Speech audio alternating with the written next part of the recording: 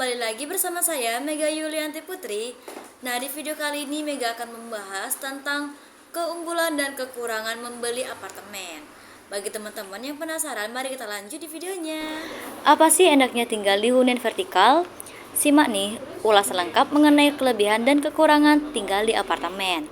Mungkin kamu pernah bertemu teman yang menyatakan kalau tidak nyaman tinggal di apartemen.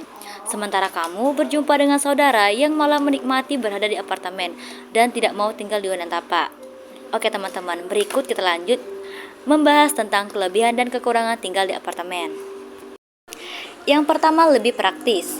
Biasanya, orang akan menyatakan hidup di apartemen lebih praktis lantaran luas yang pas, fasilitas lengkap, dan kemudahannya lainnya. Kamu tidak perlu bersusah payah mencari makan atau berbelanja karena fasilitas yang tersedia memang lengkap. Hal lainnya tidak perlu dipikirkan karena keamanan, kebersihan, dan kenyamanan sudah dilakukan pengelola. Hidup lebih praktis dan nyaman karena inilah tujuan tinggal di apartemen, apalagi kalau apartemen kelas atas. Kedua, bisa hidup minimalis. Jika kamu tinggal di apartemen tipe studio, lupakanlah semua koleksi sepatu, tas, dan barang lainnya.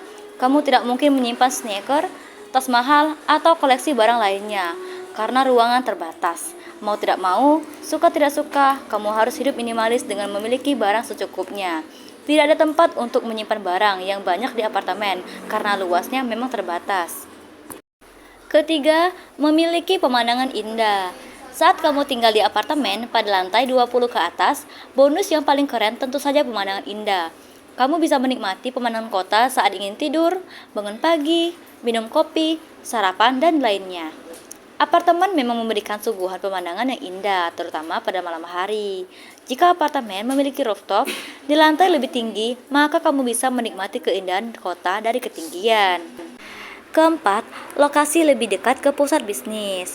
Biasanya, apartemen memang didesain untuk memudahkan penghuninya untuk mencapai pusat bisnis terpadu.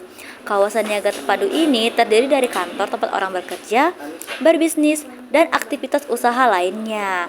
Apartemen memiliki kemudahan akses ke kawasan ini. Bahkan, ada yang terintegrasi dalam satu kawasan seperti The Park South City. Kawasan ini terdiri dari perumahan, apartemen, ruko, perkantoran, pusat perbelanjaan, dan juga hotel. Kelima, akses transportasi lebih mudah. Apartemen memberikan kemudahan transportasi karena dekat dengan kawasan niaga, perkantoran, dan fasilitas lainnya. Penghuni apartemen bisa naik transportasi umum seperti bus dan jalur kereta untuk pergi ke tempat lain. Pilihan lainnya adalah taksi atau ojek online. Lokasi apartemen biasanya juga dekat dengan akses tol yang memudahkan penghuni untuk bepergian. Keenam, bisa memiliki quality time bersama keluarga. Lantaran lokasi apartemen biasanya strategis, kamu tidak akan tua di jalan lantaran terjebak kemacetan. Kamu bisa pergi dan pulang ke kantor dengan menghemat waktu tempuh. Hal ini berharga sekali loh. Bayangkan kamu bisa memiliki quality time bersama keluarga untuk makan malam, nonton bareng, dan lainnya. 7. Privasi lebih terjamin. Kamu tidak suka dengan tetangga yang kepo, nyinyir, atau julid. Lebih baik kamu memang tinggal di apartemen, karena privasi antar penghuni lebih terjaga dibanding tinggal di kompleks perumahan. Bahkan, bisa jadi kamu tidak mengenal tetangga sebelah unit apartemen karena jarang ketemu. Walaupun ada perkumpulan penghuni, namun penghuni apartemen lebih menjaga privasi masing-masing. 8. Keamanan 24 jam. Bagi kamu yang parno alias paranoid dengan keamanan rumah, memang lebih baik tinggal di apartemen dengan keamanan 24 jam. Penghuni memiliki kartu akses sendiri sehingga tidak mungkin orang lain bisa masuk ke area selasar. Tamu juga tidak bisa sembarang masuk ke unit apartemen karena harus melewati lobi terlebih dahulu. Apalagi ada kartu keamanan dengan password jika ditinggal di apartemen. Tadi kamu tidak perlu khawatir. 9. Memiliki fasilitas lengkap. Jika dibandingkan dengan fasilitas antara apartemen dengan klaster perumahan, maka apartemen lebih unggul. Apartemen memiliki sederetan fasilitas lengkap yang berada di dalam kawasan, apalagi jika ada superblok atau mixed use seperti The Park South City. Penghuni bisa ke area komersial, fasilitas umum, atau fasilitas sosial dengan turun lift dan berjalan kaki. 10. Lebih mudah dibersihkan. Luas apartemen memang terbatas, apalagi apartemen tipe studio yang mirip dengan kamar hotel. Untuk itu, kamu tidak perlu bersusah payah untuk membersihkan apartemen seperti menyapu dan mengepel lantai. Kalau apartemen tipe 2 bedroom juga relatif tidak besar sehingga kamu tidak memerlukan asisten rumah tangga untuk jasa pembersihan. 11. Nilai investasi lebih cepat naik. Kenaikan harga apartemen dalam jangka pendek memang lebih cepat dibandingkan dengan rumah. Bagi yang mencari keuntungan capital gain, dalam waktu beberapa tahun saja investasi apartemen bisa menjadi pilihan. Tidak heran kalau banyak orang yang memang melirik investasi properti dengan membeli apartemen. Kamu bisa memiliki hunian vertikal sekaligus juga berinvestasi properti dengan memiliki apartemen. Lanjut kekurangan apartemen. Yang pertama, tidak punya lahan. Saat memiliki hunian vertikal, kamu tentu saja tidak memiliki lahan seperti halnya mempunyai rumah tapak. Kamu hanya memiliki unit apartemen saja, tanpa adanya tanah sehingga memang menyulitkan untuk menambah ruangan. Kedua, sulit untuk berinteraksi sosial.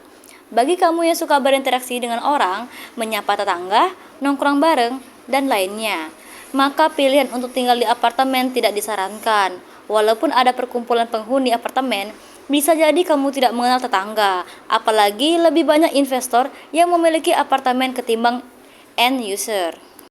Ketiga, biaya perawatan lebih mahal. Pengelola apartemen akan membebankan biaya IPL atau iuran pemeliharaan lingkungan untuk para pemilik. Biaya untuk pengelolaan fasilitas yang ada di apartemen dan belum termasuk listrik, air, dan lainnya. Jangan kaget kalau kamu akan membayar 500.000 untuk fasilitas kolam renang, gym, taman, jogging track, dan lainnya. Keempat, luas apartemen yang terbatas. Berapa sih luas apartemen tipe 2 bedroom? Paling hanya 40 meter persegi dan tidak berbeda jauh dengan rumah tapak tipe 36/60. Namun, rumah tapak memiliki kelebihan lahan di belakang dan juga lahan di depan rumah untuk taman dan carport. Kamu masih bisa merasa hunian lebih lega meski rumah juga kecil. Kamu hanya perlu keluar rumah untuk melihat lingkungan sekitar. Kelima, gangguan sinyal telekomunikasi. Saat memilih tinggal di apartemen, kamu bisa merasakan gangguan sinyal telekomunikasi untuk telepon seluler.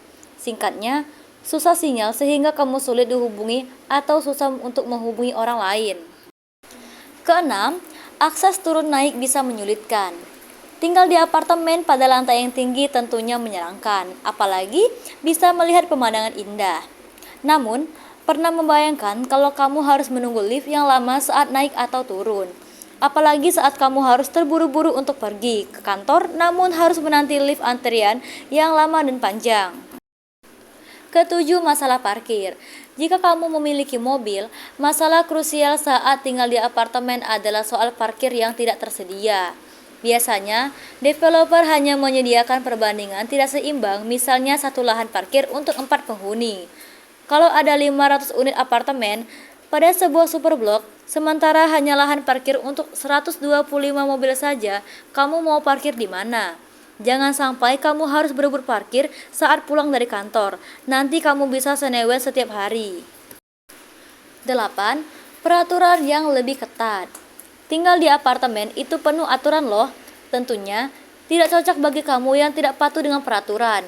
Untuk memasukkan barang, kamu harus melapor terlebih dahulu karena harus menggunakan lift barang.